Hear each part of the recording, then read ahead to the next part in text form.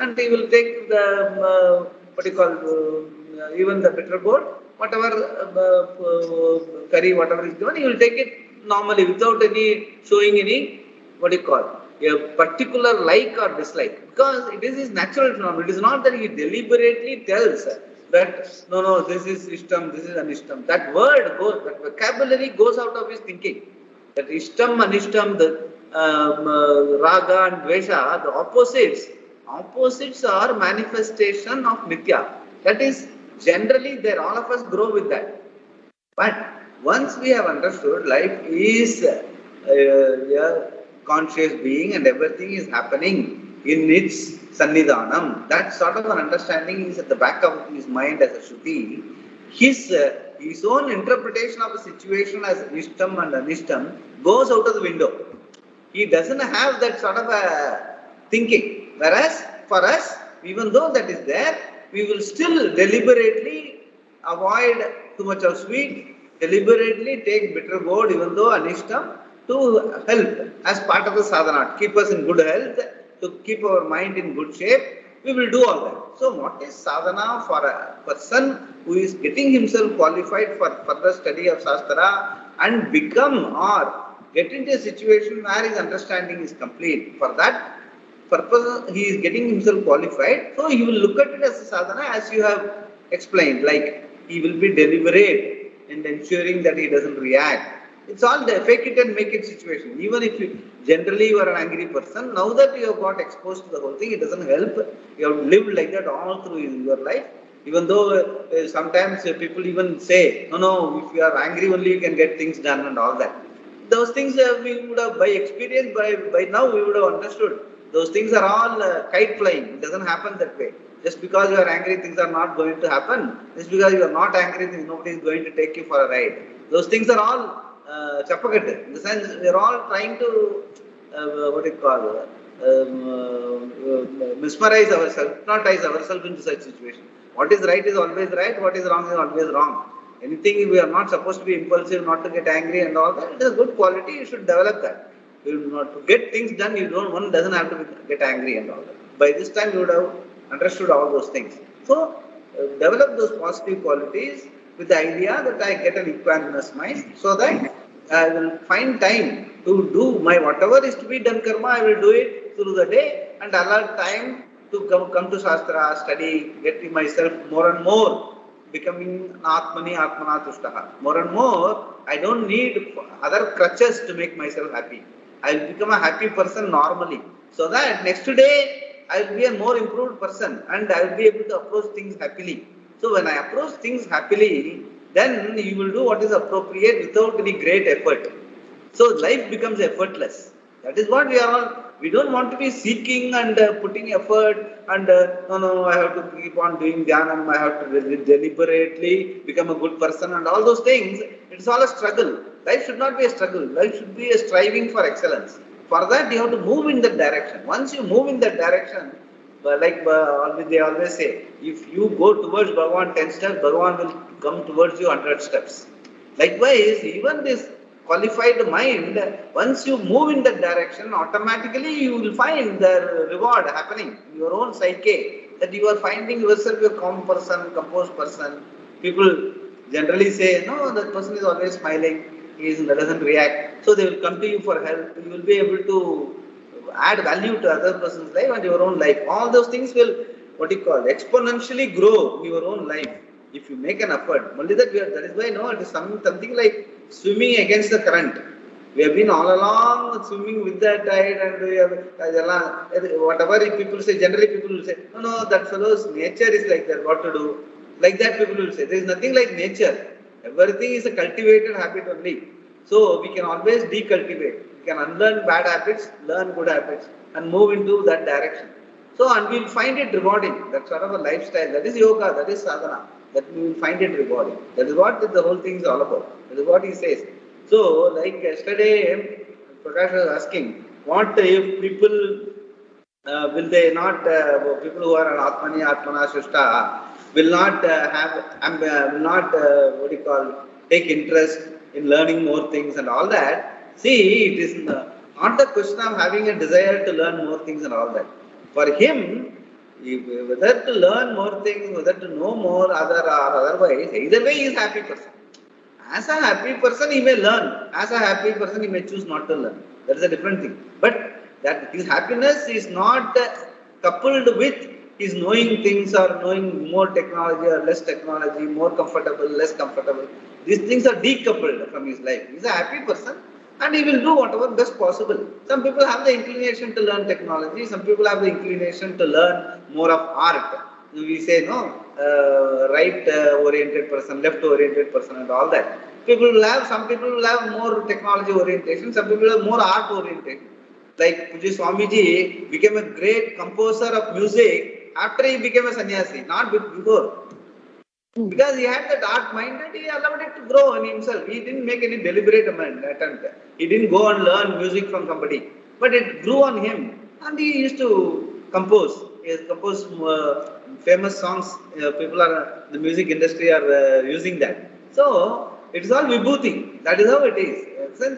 With it, it is okay. Without that also, he is okay. If somebody criticizes also, he is okay. Somebody appreciates also, is okay. So that will become his natural turn. That space inside, which we have talked about before. That space, that extra space inside about whatever is happening is a phenomenon. It's all happening in the total wholesome being. The Swarupa is me. That is the same Swarupa as Ishvara. All those things are there in him. Right? It is called Atmani Atmana Tushtaha. That is why he doesn't have any particular likes and dislikes. That is what it means. Yeah, we can continue. Wisdom alone make one wise. Shall I read? Yeah. When you are everything, what is there to be done? This is a sub paragraph. As Krishna told Arjuna in the 3rd chapter, a wise person is not bound by his or her desires and is not subject to. Are you able to hear, Prashant? Oh, Mr. Venkat. Yeah, but the different paragraph wisdom makes one's wise. No, from there. Wisdom. Subsequently. Yeah. Wisdom alone makes one wise. Love is. I'll start to read, uncle. Okay. Wisdom alone makes one wise. This then is the lakshana, the definition of a wise person. To be wise requires wisdom, nothing else. How a wise person walks, talks, and sits means nothing. Anyone can learn to walk in a way. And if the definition of a wise person is that he or she talks slowly, then everyone who talks slowly would be a jnani. The speed at which one talks or how one walks means nothing. Wisdom alone makes one wise, just as being friendly is the only way to make friends. There is no other way. Similarly, some people ask how they can develop love.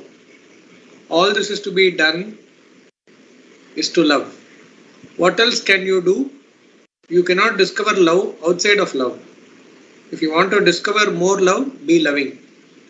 Create conditions that will help you discover love, conditions that are not inimical to the discovery of love.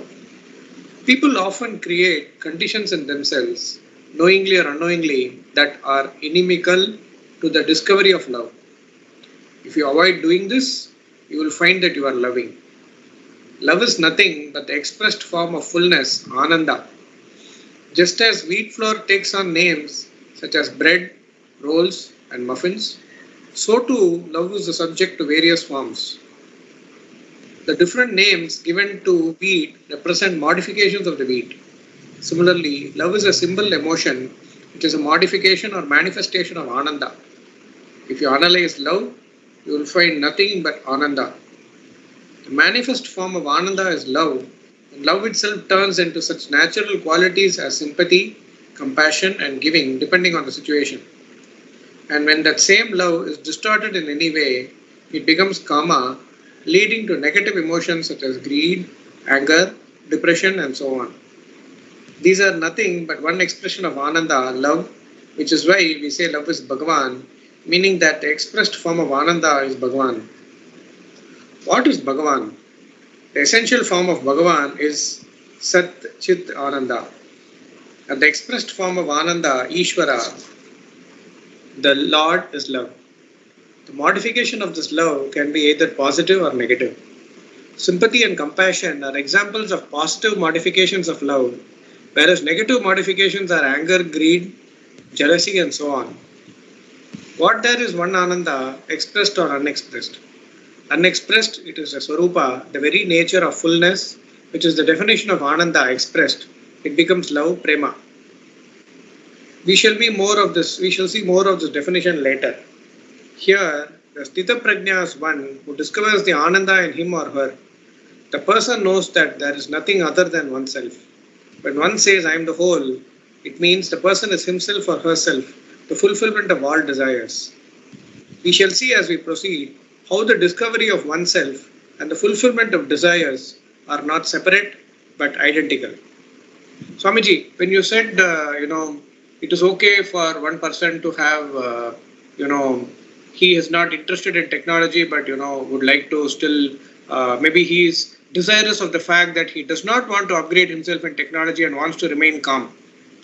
Like that. So it is good that that person is calm.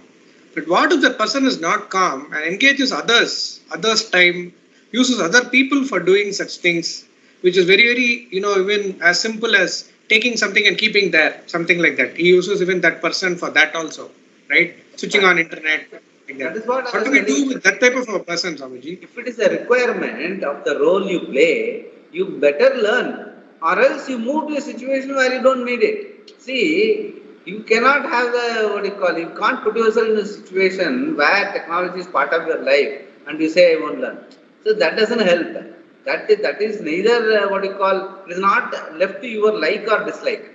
It is a requirement of life and you have to do it. Any requirement, whether you like it or not like it, you have to do it. That is a different thing. When you are talking about the likes and dislikes here, is what is optional, where you can choose a lifestyle which doesn't suit you in terms of technology. We can always, once a person, for a karma yogi, he doesn't need to be in a certain situation only in life. If he is not comfortable with the situation where technology, too much of technology is there, he can always move to a situation where he doesn't need to use the technology. To that extent, maybe he will be less placed in the society or in the job, or he may be better placed. Either way, it doesn't affect him, because yoga is an attitude.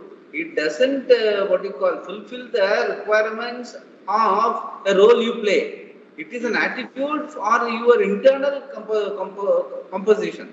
How you can keep your mind in good shape for you to study and understand that without doing anything, without becoming something, you are, as a being, you are complete. That is the understanding is all about. So, that in the area of becoming only, all these things happen, like technology, better position and all that. So, that and this should not be linked. If that is a requirement, if you are in a position, you have to do it. Otherwise, naturally, you will be taxing other people around you and all that. So, that is why the position you occupy in an office or a family situation has nothing to do with this karma yoga. Karma yoga, it doesn't mean that you will not do your this thing because you don't like it. No, there is no question of liking or disliking. If it is a role demands something, you will have to do it. Otherwise, you keep yourself out of that role. Take up some other role where it suits you, your capabilities and talents. So those things, I think we should not mix up those things.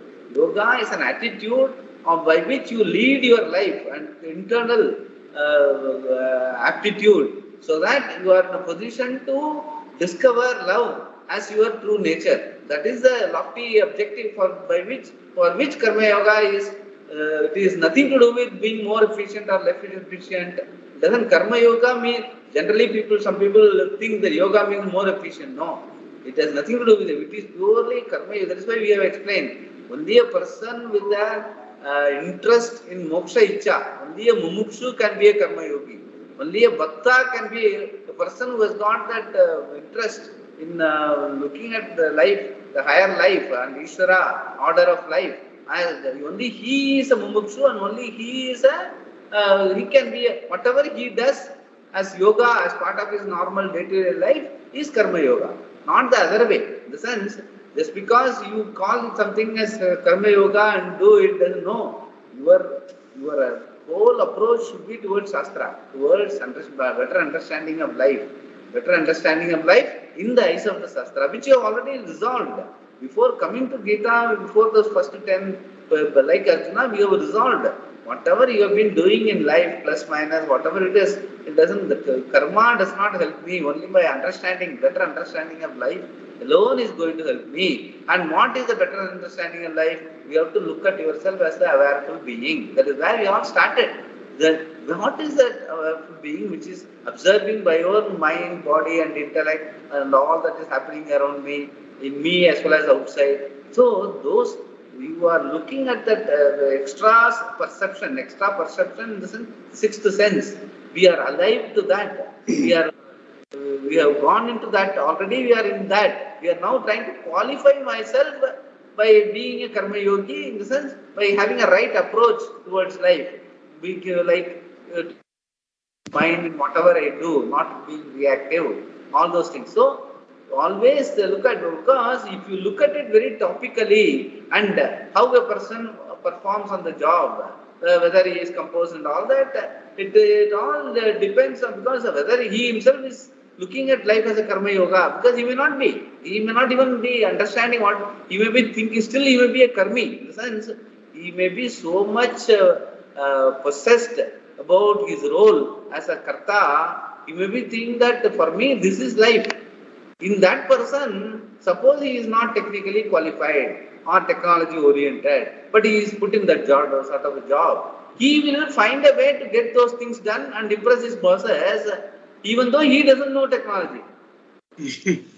Okay, so that's, we are not talking about that sort of a person. We are talking about, you must look at people whether who want this understanding, you want the level playing field like you and me. We are talking about people who are interested in karma yoga as a means to become a better person in terms of understanding life. That sort of a person, if he has, if that is a level playing field, if he has some apprehensions about technology, then you can talk to him in that language. And to the other person who doesn't have ABCD of the thinking which you are talking about, pointing to him and telling him that he is not being upgrading him in technology and all that. That is his way of doing things. He is a boss. He wants to get things done somehow. So he will get it done. I won't upgrade myself. You do it for me, period. Because he is the boss in a position to dictate them. He is doing it. So either you expose him or you get yourself better equipped so that you become his boss, or you move away in another company in a better position. So those are the things. There's no point in trying to look for this sort of qualities in a person who does not understand what we are talking about. So it is a futile exercise. We should not get to that. That is where, even though we are all in the, what do you call it, every one of us, whether a person is mukshu or otherwise, every one of us is seeking fulfillment in life. And many people don't know that we are seeking fulfillment in life. They think that by achieving this, I will become a better person. By achieving this, I will become, it's all running after shadows. Even that most people don't know. Very late in life they come to know, my God, we have been running around. Whatever I have achieved, in spite of that, Pariksha Lokan Karmachitan comes very late in life for people. So we cannot be outshaping those persons' tendencies and all that. If there is a person around you who is like-minded, then to him you can talk in this language, because there is a level playing field, not otherwise. That's what I am trying to say. Yeah. Basically, you're saying be wise enough to identify people, their nature, and trying to. Yeah, that's why satsanga, always satsanga, it always said, no, we have to keep ourselves in good company. It's all important. But sometimes there will be a choiceless situation. You have to bear with it, go through it, and move towards better situations. It's always important. Verse 56. What we need to follow in order to be wise? Dukkesh Vanud. Dukkeshu, you can split it and read. It will be easy. Dukkeshu anudvigna manaha. Dukkeshu anudvigna manaha. Dukkeshu vigataspruhaha. Yeah. Vitaraga Bhaya Krodaha Stitadir Muni. Vitaraga Bhaya Krodaha. Vitaraga Bhaya Krodaha Stitadimur niruchyate. Yes. Yeah. Sukeshu, in adversities. Anudvignamanaha, not affected. Sukeshu, for pleasures. Vikataspraha, one who is without yearning. Vita, raga, bayakrodaha, one who is free from Vita raga bayakrodaha. Vita raga bayakrodaha, one who is free from longing, fear and anger. Munihi, the wise person. Stitadihi, one. Stita dihi.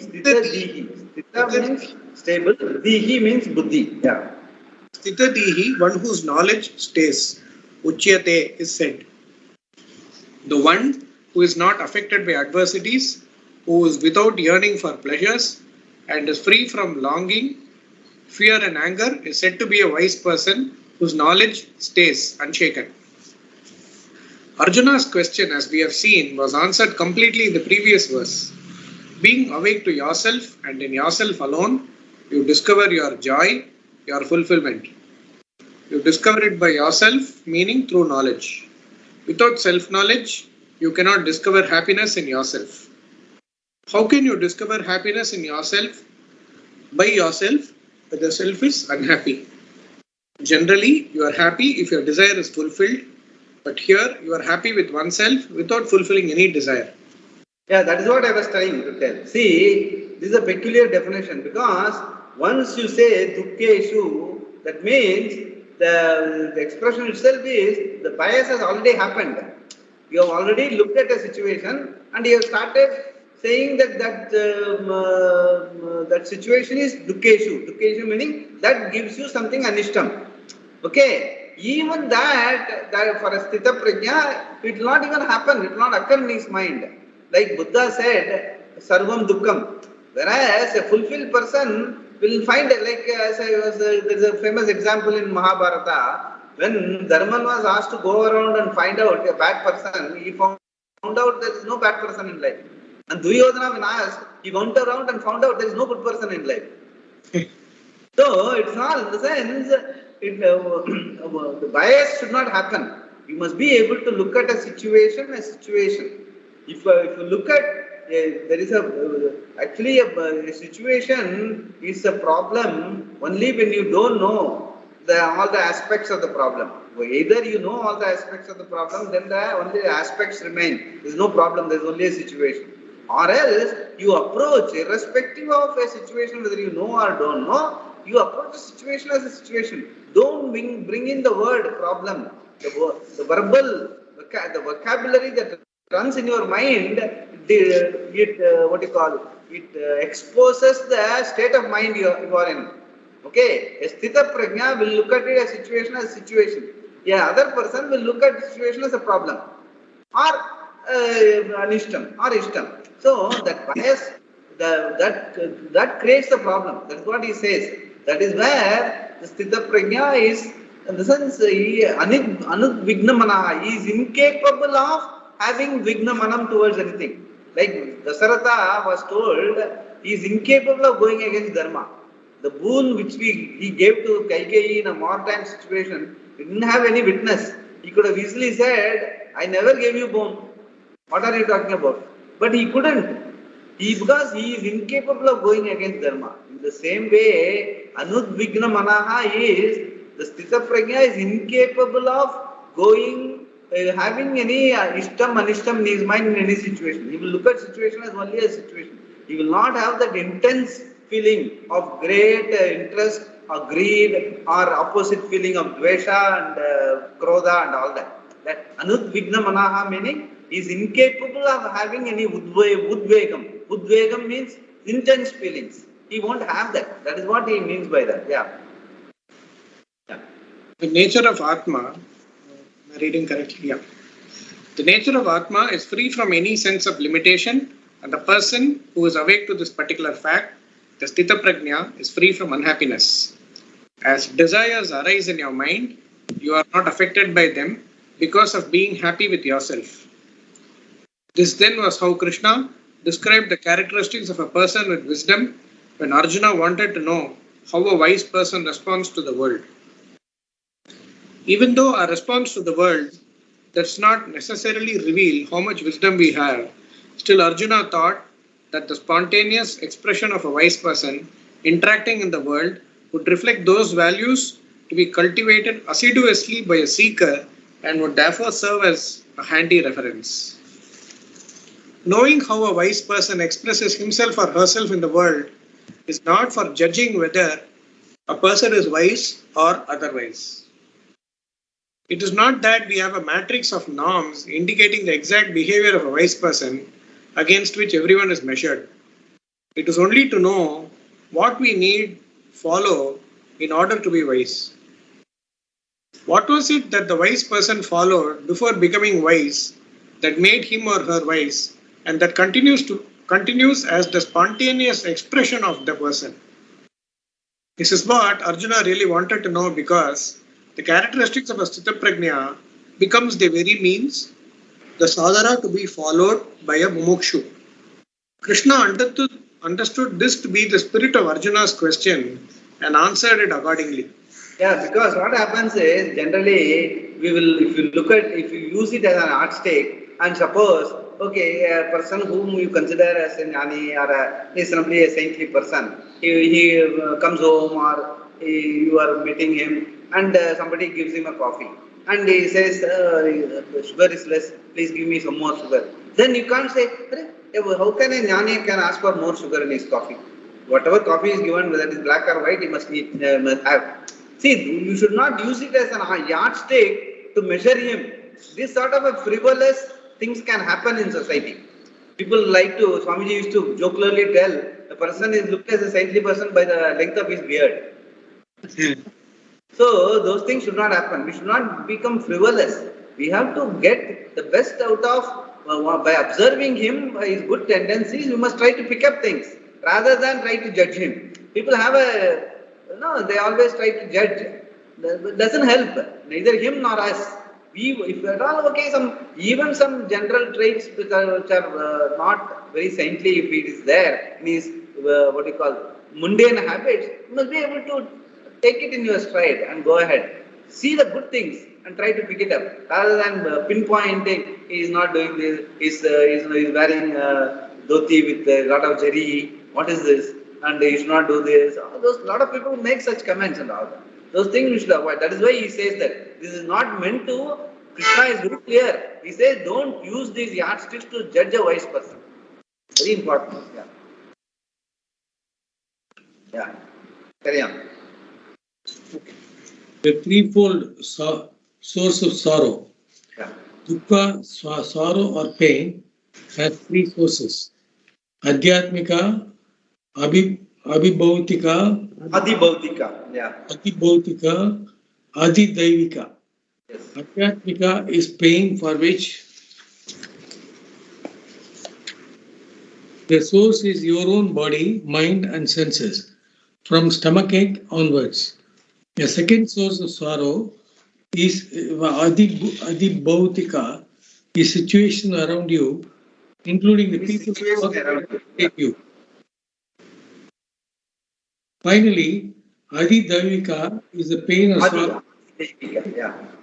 Adhidaivika is the pain or sorrow caused by disasters such as earthquakes, lightning, and so on. This kind of pain is not created by any human being, but is free from a source. But is from a source that is absolutely divine, natural phenomena over which you have no control whatsoever. You may try to control mosquitoes with sprays that will destroy them, but there is nothing you can do to prevent an earthquake. So while the source of sorrow is threefold, there are not different types of sorrow. Sorrow may express itself in 100 different ways: weeping, howling, kicking, moaning, and so on. But the sorrow itself is one and the same. The word dukkeshu, the verse is the plural because the source of sorrow is threefold, as explained by Shankara in his commentary on this verse. And those whose minds are not affected or shaken by sorrow arising from these three sources of pain are said to be wise. Because the source of pain are always active, pain is possible for a wise person, but he or she is not affected by it. What then is the response of a wise person when his head aches. Will his headache is the first question. Or let us start from the very beginning. Does he even have a head? Yes, and because the wise man continues to have a head, it may ache. Now, when his head aches, does he know it or not? After all, he is Sat Chit Ananda. Being Sat Chit Ananda, what happens when there is headache? Does he recognize it? The verse indicates that he does by saying, when such pain occurs, the wise man is not affected. When you recognize dukkha, there is dukkha for you. But what happens afterwards? You are shaken with pain or sorrow, and then you become disturbed. Udvigna mana. Any disturbance from the three sources described above can make it a reality. The headache is there, you recognize it, and then you worry about it until your whole head and everything else aches. You may even become a pain to everyone around you. You are the only one with a neck pain, but you talk so much about it and make such a fuss that your pain also becomes everyone else's pain in the neck. A wise person's response to sukha. What about pleasure sukha then? There are people who can remain quiet when dukkha comes, but jump around like a football when something pleasant happens. The word sukeshu here refers to any happy, pleasant situation, regardless of the source, which can also be described in the same threefold manner. Sukha can come from your own sensory pleasure, from some external event, or yearning for such pleasures. Sukeshu spurha. But does a wise person not laugh when something funny is happening? Yes, but there is no encore once more. From the person, no longing. Recognizing both pain and pleasure, the wise person is not carried away by either of them. Sukeshu vigata praha, dukeshu anudvigna mana. Sukeshu vigata spruhaha, dukkeshu anidvigna manaha. This correct? Yeah. This characteristic then becomes a sadhana or a mumukshu. Sankara, in his commentary to this verse, gives the example of fire. If you feed the fire with more wood, it will grow even more. Anuvivara. Vivardate means grows. Yeah. In keeping with the fuel that has been offered, it grows to a big conflagration. When you first fight a fire, it always starts as a flame. But set one match to a tank of gasoline and you have an instant conflagration. Thus, more the fuel, more the fire. Unlike the fire, Sankara said, the wise person's sukha revolves in his or her resolves in his or her fullness. The idea here is since there is no yearning for sukha, the person's desires do not get out of hand. Yeah, this we can explain. See, we have earlier we have studied one verse where Yavan Artha Udapane, that is, when the whole river is full of water, the small pond or the wells that are being constructed by the villagers on the banks of a river for summer time for removing water from the well, that well and pond is useless when the whole river is flooded with water. In the same way, a Sthita Prajna, a person who is happy with himself, for him, a happy thing happening around or a dukkha happening around doesn't make a difference to him. Because he is generally a happy person. His heart is full always. So, these things do not matter. These things do not really, even though by normal parlance it may be called a sukha situation or a dukkha situation, his response will be that of a happy person all the time. That is what he is mentioning when he says, there is no, the wise person's sukha resolves in his or her fullness. He is already a resolved person. He is already a full and complete person. For him, a little bit of more sugar, like earlier example, you can't make a sugar crystal more sweet than what it is by your good situation or a bad situation. Even bad situation, sugar will still remain sugar only. It's not going to become bitter because there is something bad happening in the house. Okay, so that is how it is. That is how the wise man's heart is. That's what he is explaining. Yeah. Krishna also said in this verse that one who is not swept away by either sukha or dukkha is free from likes, fear, and anger. He is vita raga, Vita raga bhaya krodha. Yeah. akrodha. Freedom from raga implies freedom from dvesha also. They are a pair. When one is mentioned, the other one is automatically understood to be included. In other words, they go together. The happiness of those who are not in the hands of raga dveshas is not determined by their raga dveshas. Their raga dveshas do not affect their being happy with themselves. The raga dveshas no longer have any teeth. They may be baby raga dveshas or old raga dveshas, but either way, they do not bite because they cannot bite. They can only be enjoyed, which is why the raga dveshas of the wise are referred to as non-binding. They are toothless. The sense, the raga dvesha terminology itself is in a what do you call in a normal parlance. Those words are used with reference to a wise person. This the terminology itself does not have any meaning because it doesn't have any opposite sense towards anything. So he will not have a situation. He will not refer to a situation as called a raga situation or a dvesha situation. This is a situation. That's all. He will respond appropriately. If there is a happy occasion going on in the family, he will be there. And okay, everyone enjoying, he will, okay, fine, be happy. He is not going to jump around just because a happy situation. The same way, if a dukkha situation happens, suddenly something happens, he will appreciate the dukkha of the other people because it is in normal parlance, it is a dukkha situation. But he is not going to get affected. So that is why people may feel, what is this? This person is is not showing any emotion and all that because by nature he is a happy person. He has got a higher understanding of life. That is how you have to look at him. Rather than pick up his mind and try to compose yourself, you should not criticize him saying that how come this fellow is like this? Why he is not getting affected by the family situation? No, that should not. We don't want everyone to be melting. Then who will console whom? So it's always better to have wise people around who will not get carried away by a bad situation or a good situation and look up to them and pick up things from them to handle situations in life. Even though you may feel intensely that this is a bad situation for which you are grieving. It's not necessarily everyone around has to grieve.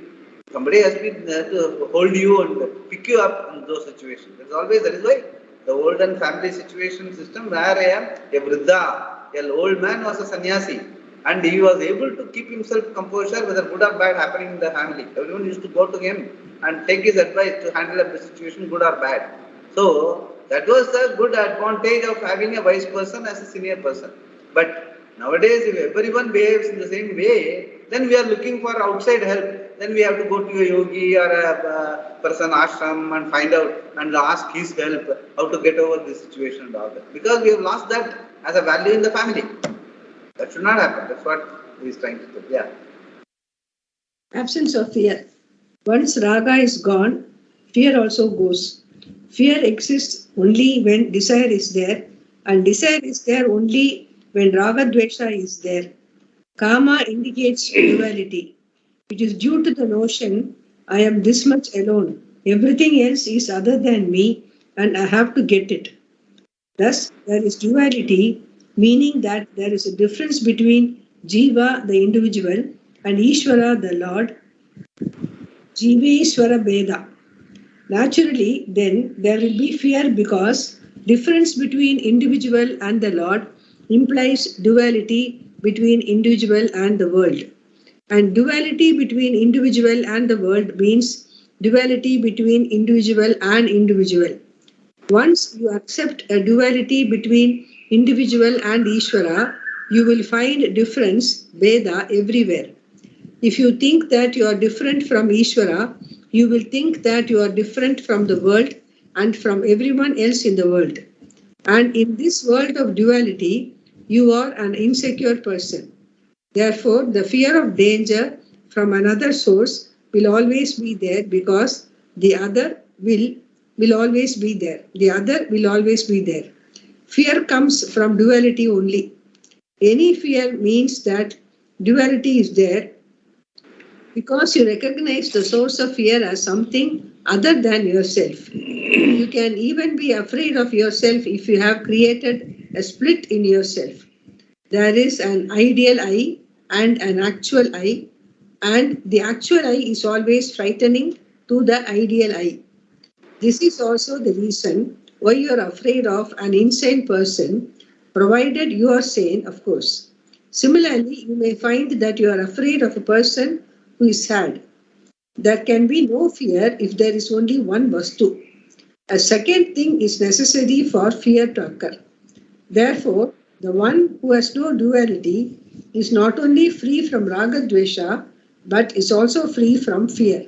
Yeah, here what he does is, in this whole para, he has recalled the original understanding which you talked about, Advaitam, that there is only Atma, the being. Everything is happening in it only, there is no second thing. So there is no justification for us to fear, because when there is no second thing, there is no justification. So those things have to be recalled. He is now recalling for our own benefit that we are in the pursuit of understanding the wholeness of life as I, the awareful being, is the Atma, is the only thing. Everything else is appears only as second. It's all only for Vyavahara purpose. Those things have to be there. You have to do some soliloquy, self-lecturing time and again, where we are alert to this understanding. Then, when we look at the situation, we look at the situation as situation. It will not frighten you. It will not be a source of fear for you. Because anyway, because it is why it is all since.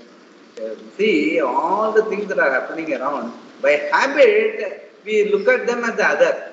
That is how it is. The whole life is, in the sense, it is in the niyati, in the order. The order is what? There are two things, one is depending on the other. This is the order. This is the niyati, we can call it Maya or Mashakti or whatever you call it. But we are studying Shastra where we understand that Maya is Maya only. In the sense, it's all happening, yes, fine. But that is not the truth. The truth is the being. There is only one thing. There is no second thing. So that has to be there at the back of the mind. And at the same time, look at this Maya happening around and all that as Ishvara's,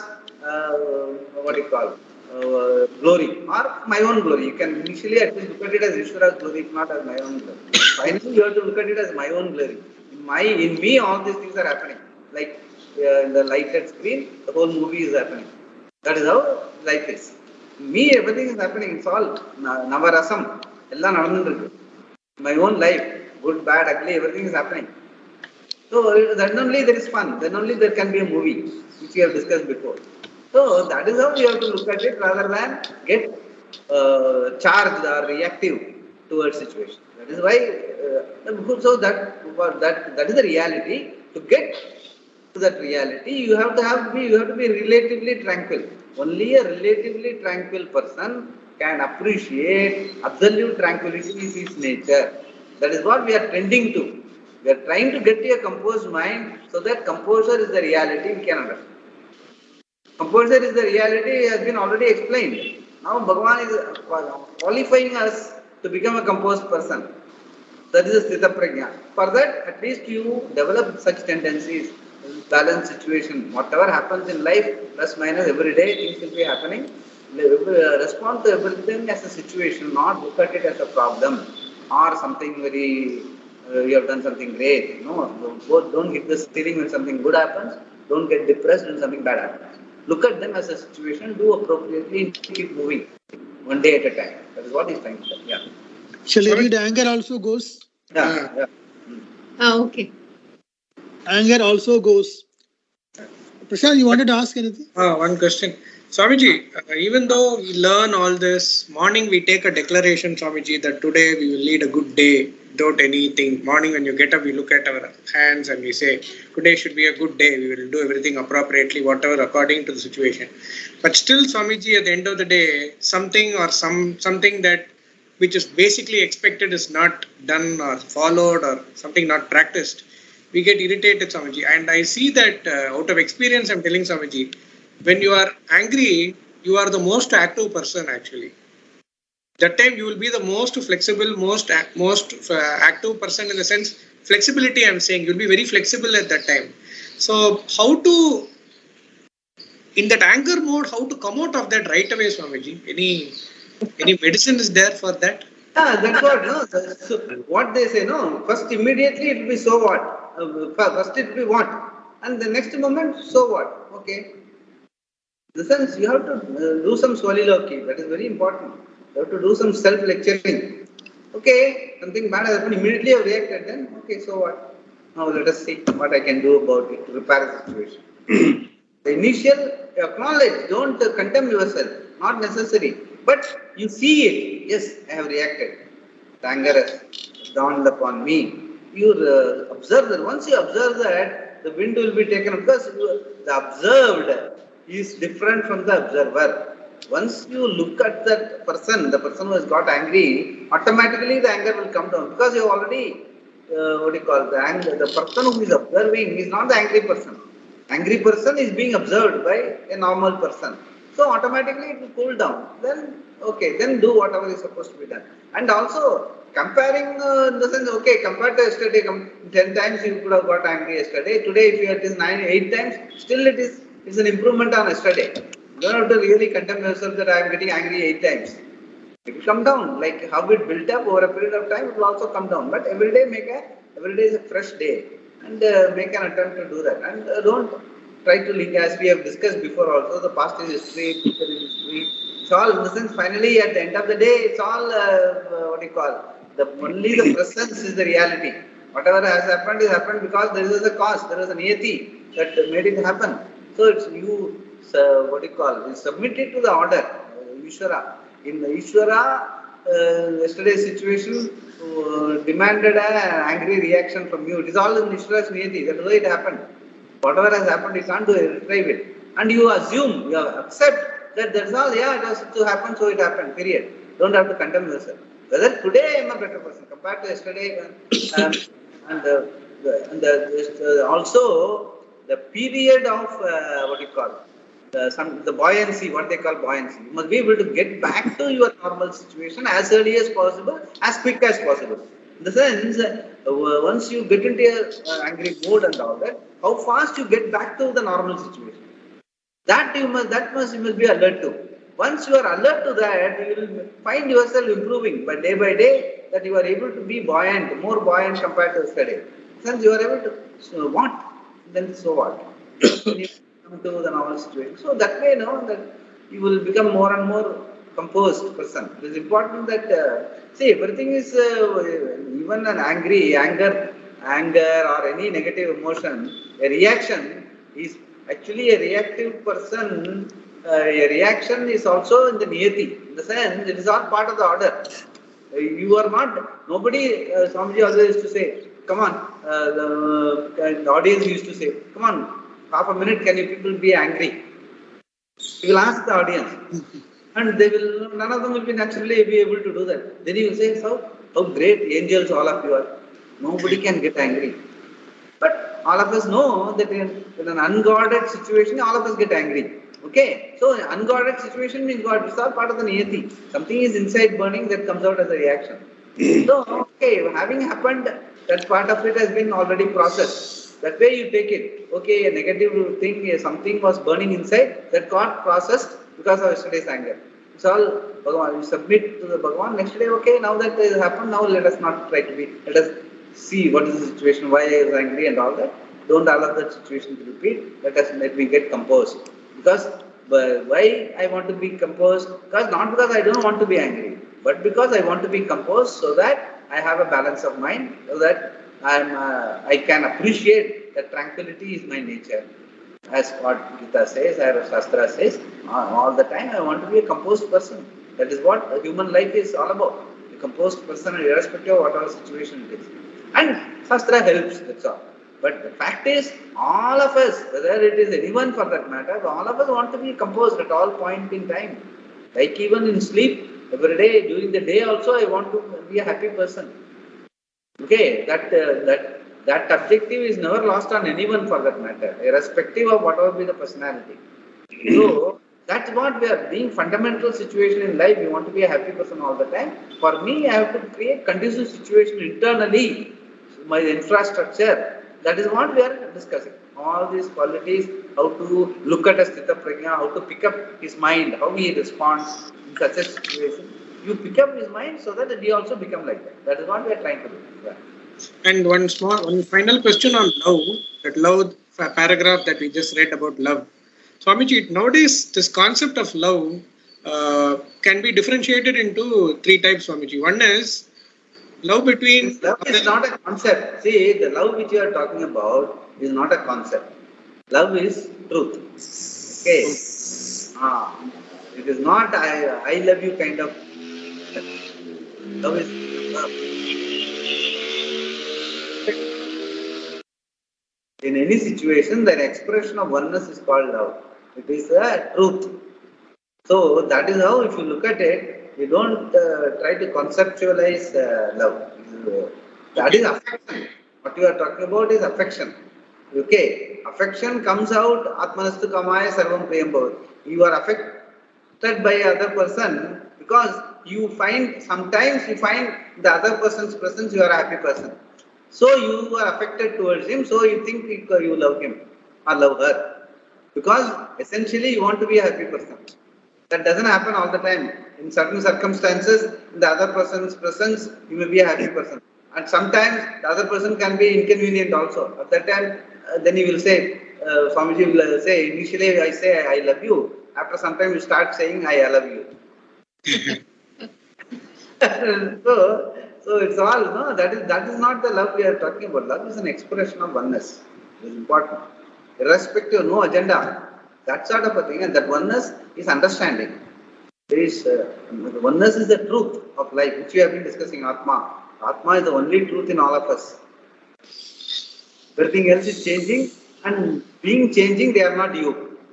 Period. Including body, mind, senses, karta, bhokta, sleeper, waker, dreamer, everything is not you. You are observing, all are happening in you.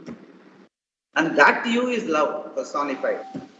Okay. Naturally, as we discuss, we can see, as we are able to see it the way in which we are discussing right now, that love doesn't have no bounds. Beautiful. That is beautiful, Swamiji. But you know, love. Once you understand the reality of it, that is what you are to expose yourself. You must challenge yourself to grow into it, rather than looking at the obscure part of it, or how it is being used by people, etc., etc. Those are all things. No, these are in the vocabulary. So many poems are written. Okay, you have gone through all that. Like we say, helping people is like helping God, they say. Helping people is like helping God. Helping at home is like helping God. Everything starts at home like that. But sometimes what happens, Swamiji, the love and everything, it exploits the time away. That is, you do not get the time that you want, no? So my question was more on that lines. Love sometimes goes to the extent where it exploits the time. In the sense, it's all part of the time management. How much you want to do. All those things are, we should not mix it up. Too many things. Love is a pure emotional expression of oneness. That is the only way it has to be looked at. Yeah. So here I understand what you said is love is an expression of truth. From that perspective, I get it. Anger also goes. Anger also goes. Lastly, a wise person is free from anger, which is nothing but another form of raga. The desire itself is transformed into anger. First, the desire is in a very benign form, and then it is transformed into another form, an ugly form called anger. We will be seeing this later in the chapter Kamat Krodhat Abhijayate. Krodhat Abhijayate. Krodha. No. Kamat, Krodaha, Abhijayate. Krodaha is first person. Pradama Vibhakti. Kamat is the fourth. From Kama, Krodaha, Abhijayate. Abhijayate. Krodaha. Okay. Because it is ends in H here in English. No. Krodaha it is. Okay. When first person. Pratama Vibhakti. Yeah. When what I want is not accomplished due to some obstruction, that very karma turns into anger, whose target is the obstruction. Whatever is obstructing my desire becomes the object of my anger. Many murders take place because the object of a person's love becomes the object of his or her anger. The man does not kill the loving woman. He kills only the obstinate, unwilling woman. And then he will cry for the loving one. Thus, when a person becomes an obstruction to your desire, that same person becomes the object of your anger. Anger Anger is always a mutilated, transformed, deflected from karma. Therefore, Deflected if form you of karma. Deflected form of form karma. of deflected form of karma. Therefore, if you are free of karma, desire, you will be free from krodha or anger, duality and fear. The word bhaya, fear, was put between the words raga and krodha because of its special significance, which is dealt with very well in the Shastra.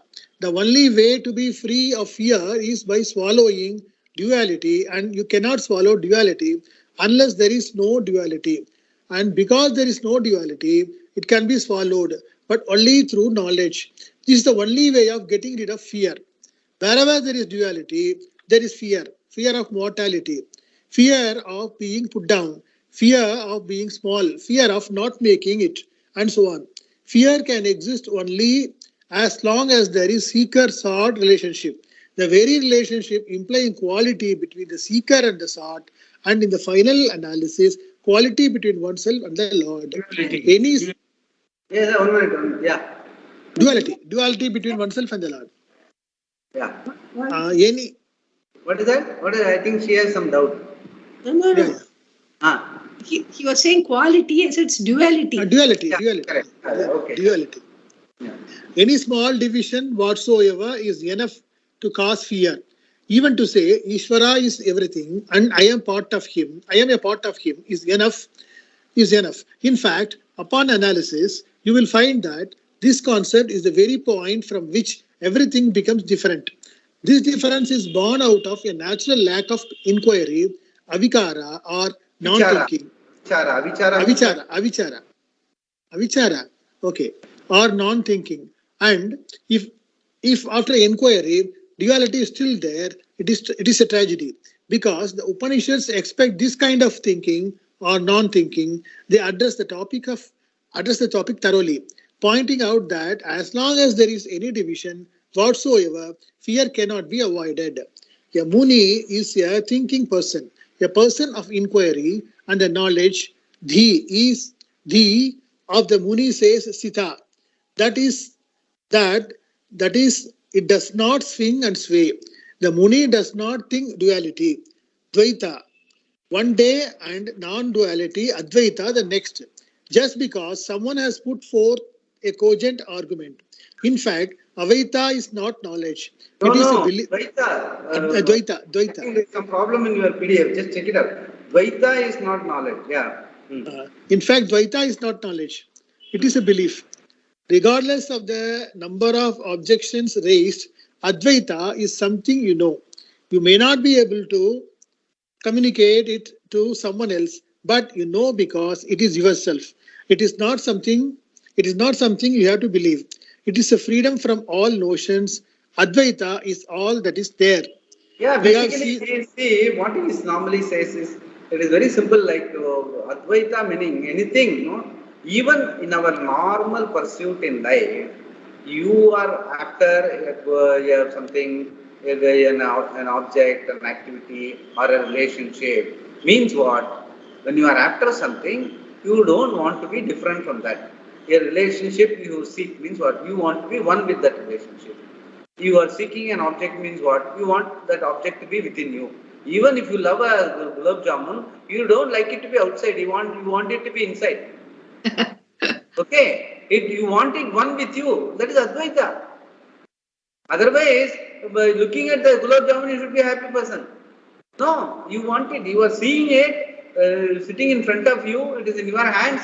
You can be a happy person because you are having it, but you want it one with you. So, Advaita is the natural, pursuit of a human being, which no one can deny, even though there are concepts like here he is talking about Ishvara is everything and I am part of him. That is only, again, it is only, okay, that much, if I, at least I can be worshipping, Ishvara is there in my heart and I can keep worshipping him, so I can be a happy person. Because I have not yet understood that oneness with him. That is all. Pending that understanding, you can be satisfied with that worship and all that, fine. But that is not the be all and end all. Every one of us want to be, we don't want to be alienated from Ishvara. That is the beginning of fear.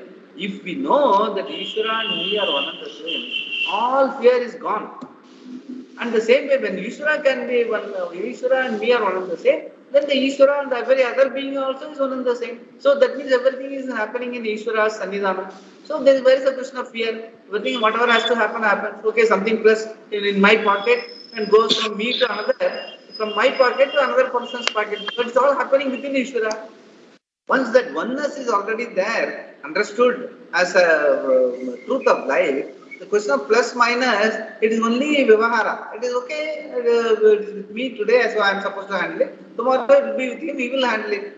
Today I will have the headache of managing this finance. Tomorrow that fellow will have the headache of managing that finance.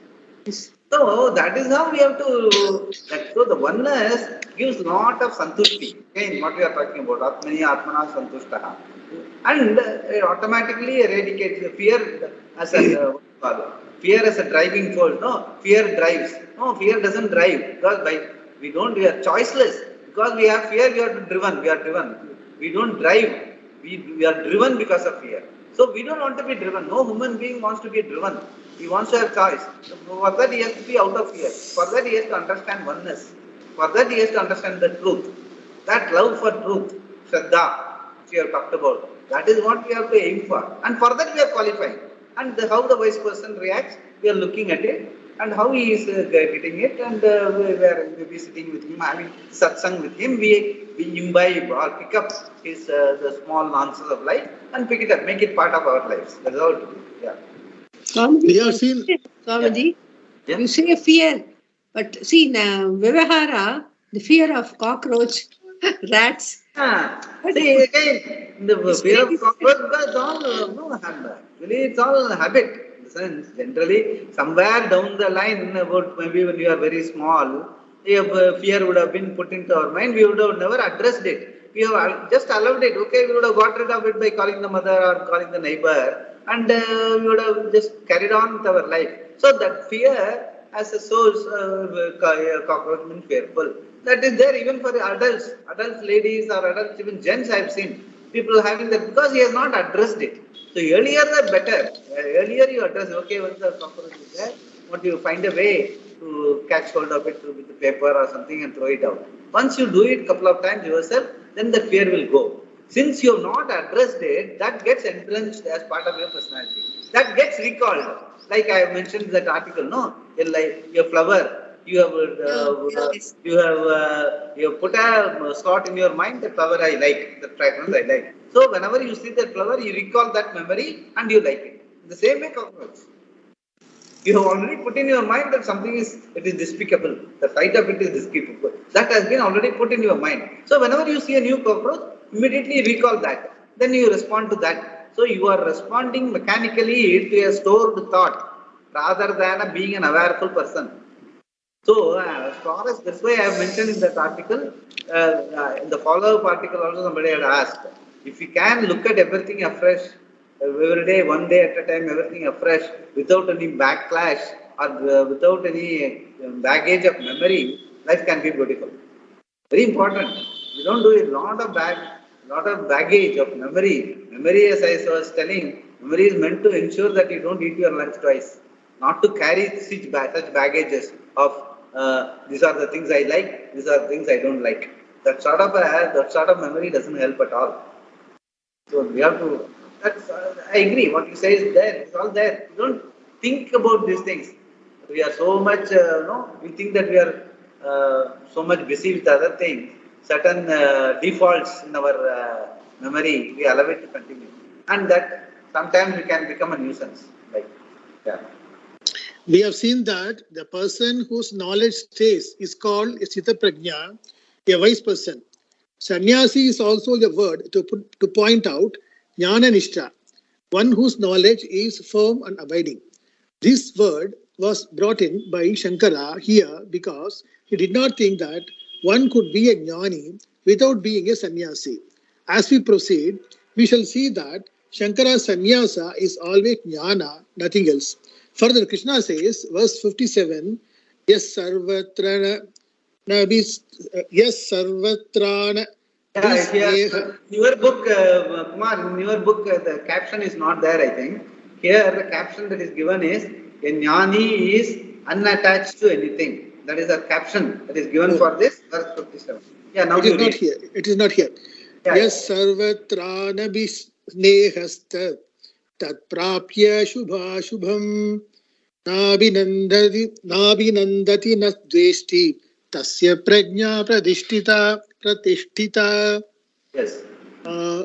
Yaha, the one who sarvatra in all situations, anabhisnehaha, without attachment, tat, whatever, shubhashubham, this pleasant, the pleasant and the unpleasant, prapya, gaining, na abhinandati, does not rejoice, na dveshti, does not hate, tasya, his prajna, his knowledge, pratishtita, is well established. Yeah, For the one, the abhisneha we have discussed it before also. Sneha means generally it is like oily. You become sticky in your mind. That is called abhisneha. So that is anabhisneha means opposite of that. Nothing sticks to him. He doesn't get too much engrossed in anything. He always like the typical example that is given is Padma Patra Ivambasa, like water on a lotus leaf.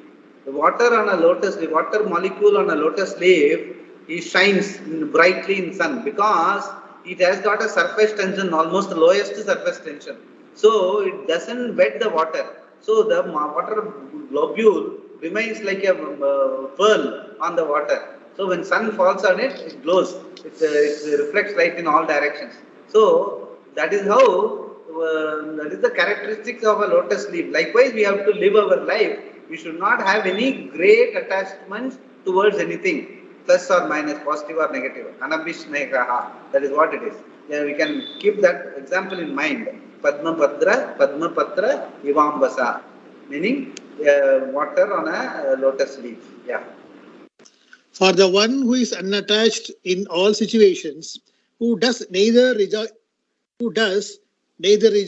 on gaining the pleasant and nor hates the unpleasant, his knowledge is well established. The Muni discussed in the last verse is the person referred to here. A Muni is a Jnani, one who has the capacity for Vikara. No, not Vikara, Vichara. Vichara means, we know, we say no, Vicharam Mandrona, inquiry. It's called inquiry. Swamiji, yeah. Here it is VACARA only. Yeah, CA. We have to CA. Not VACH. No. The transliteration mark A on top of it, there is a line that has to be pronounced as cha only, not ka. This is vichara only. This is a transliteration mark, internationally recognized transliteration marks. So this has to be read as vichara only, not vikara. Yeah. The horizontal line above A is. Yeah, a line above A is A. And C is C only. CH is Vichara, the second Vichara, like Icha. In Icha, that CH is, the C has got the emphasis of Cha. Here it is just VIC, not CH. So VICA on line on RA is Vichara. We have to read it as Vichara. Vichara means inquiry. Normally we also know also, Vicharam Mandram, Tamil live solrom. Vicharam is inquiry. Yeah. Vichara is there in Tamil. And therefore, knowledge. Such a person is said to be unattached to anything. Sarvatra anabhisnehaha. Sneha means affection or love. The literal meaning of this word in Sanskrit is anything vicious, like oil or glue. If you touch it, it sticks to you. Thus, anything sticky is called sneha. Affection is considered to be sneha because the person for whom you have affection sticks to you. Even if the person is away from you, he or she is always with you in your thoughts. Because there is sharing involved, the other person's joys and sorrows become your joys and sorrows. You are deeply affected by the person and Therefore, there is sneha or affection between the two of you. So this is what I was trying to tell. Affection is different from love. Here, the way in which the para describes the sneha, affection and all that, automatically you can read through the lines, in between the lines, that it is going to become a liability for you. This sort of an affection can create problems. That's what he is trying to tell. Yeah.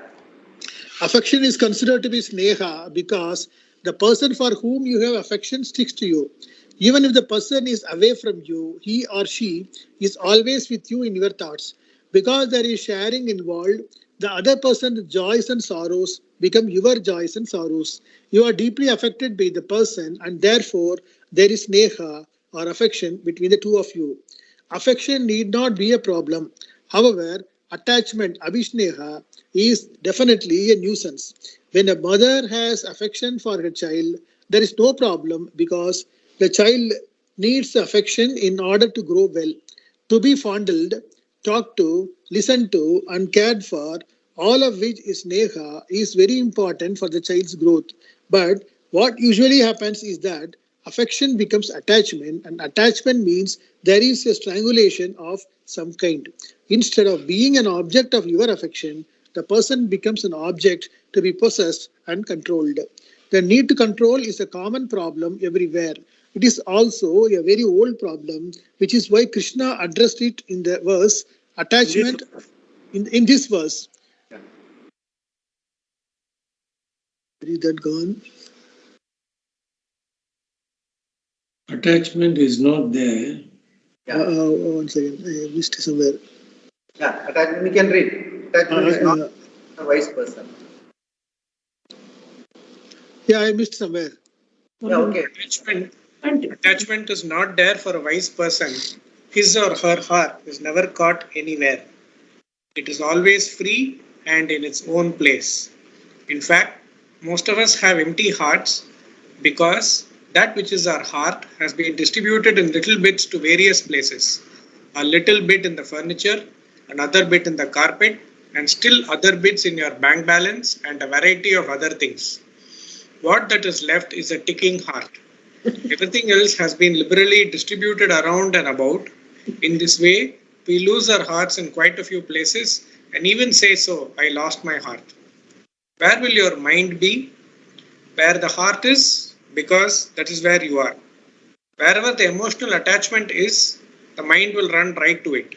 Thus, the heart being in 100 different places, the mind attempting to keep pace with it, necessarily goes to the same 100 places and in fact finds it quite difficult to cope with all the travel. A person who has a wound involving pain and a little swelling will look at the wound every few minutes and stroke it ever so gently. Because there is pain and a lot of healing activity going on, the wound receives all of the person's love and attention. The mind goes there because the heart is there.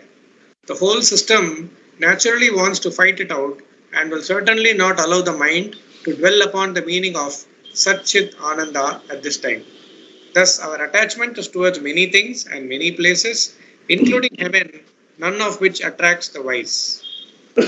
Any description of heaven that you can think of, no matter how seemingly perfect, will not interest a wise person.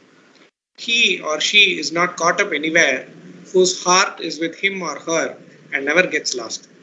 Such a person may have love, friendship, affection and care, but nothing more. That is why the prefix abhi is added to the word sneha. That the wise person may have affection but no attachment is evidenced through the Upanishads and the Gita. Throughout the Upanishads and the Gita. Yeah. Is evidenced throughout the Upanishads and the Gita. Krishna definitely had affection for Arjuna when he said, "Oh my friend, I am teaching you because you are my devotee and I am your friend." He talked to him very fondly. We find many expressions in the Upanishads like Somya, O pleasing one, etc., referring affectionately to a student. The point is that while there is affection, there is no attachment. Attachment helps no one, definitely not the mukshu. The verse also tells us that the wise person does not dance for joy over desirable situations or detest undesirable situations. Shubha Shubham Tat Tat Prapya Na abhinandati na dveshti. Shubha means that which is good, auspicious, pleasant and desirable. Ashubha means that which is unpleasant, like death, disease and so on. To detest an undesirable situation is nothing but refusal to accept a fact. A wise person does not react to a given situation, meaning that he or she accept it as it is and therefore does not subject himself or herself to sorrow. In the fact of both pleasant and unpleasant, in the face of in the face of both pleasant and unpleasant, the auspicious and inauspicious, the wise person is the same, sama.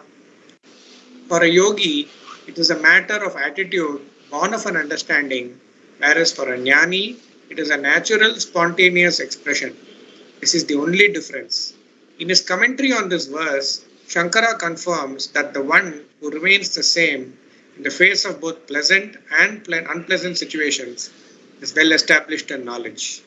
This is because the person is free from the swings of joy and sorrow, elation and depression. There are no stock market highs and lows because the person's knowledge is born of Atma, Anatma, Viveka, discrimination. Atma, Anatma, Viveka, discrimination between the real and the unreal. Krishna describes the same person further in the next verse. Yeah, we will see it. Next. I got an answer to my question, Swamiji, in this paragraph. Will come. Actually, if we certain things, because the questions keep coming, I try to preempt them, try to whatever I have read later, I bring it. But it will all be told, everything will be answered. Arjuna also is comprehensive in his questions and Krishna is more eloquent in his answers also. There is no problem. So, Swamiji is very humorous. very humorous. Very humorous, I tell you. In those days, this is in the 90s. This was the original transcript was in the 90s. Not even before that. So at that time it was very humorous, a lot of Western examples and all give. Now thereafter, of course, when I read the Bhashyam and all that, it was very later and Bhashyam means it becomes more serious, less humorous and all that. So humor you can stick to this text.